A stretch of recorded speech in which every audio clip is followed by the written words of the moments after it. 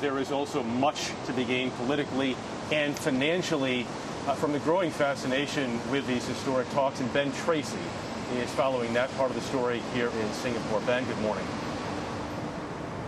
Jeff, good morning. A lot of the anticipation for this summit is because you have these two very unpredictable world leaders sitting down face to face. And coming into this meeting, you've seen Kim Jong Un, in the eyes of the world, go through a pretty big transformation from something of a madman to something of a statesman.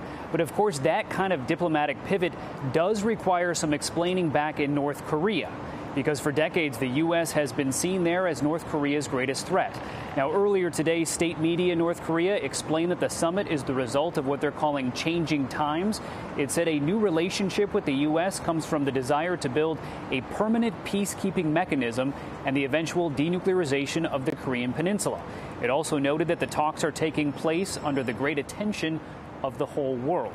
And here in Singapore, that attention is evident. Restaurants and businesses are cashing in. You can find summit-themed dishes, Trump and Kim T-shirts, and for good measure, a pair of impersonators who are holding mock press conferences.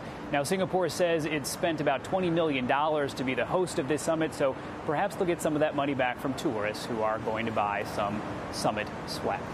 Jeff. All right, Ben, thank you very much. We did just return from the summit location, Sentosa Island, a highly unusual scene at this hour. There are beaches and battleships, a very busy shipping lane. Most of those ships have been cleared out except for a military presence.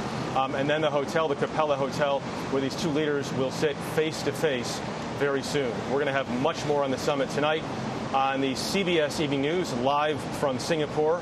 For now, back to Norah in New York. Those details are so interesting. Jeff Glor in Singapore, thank you.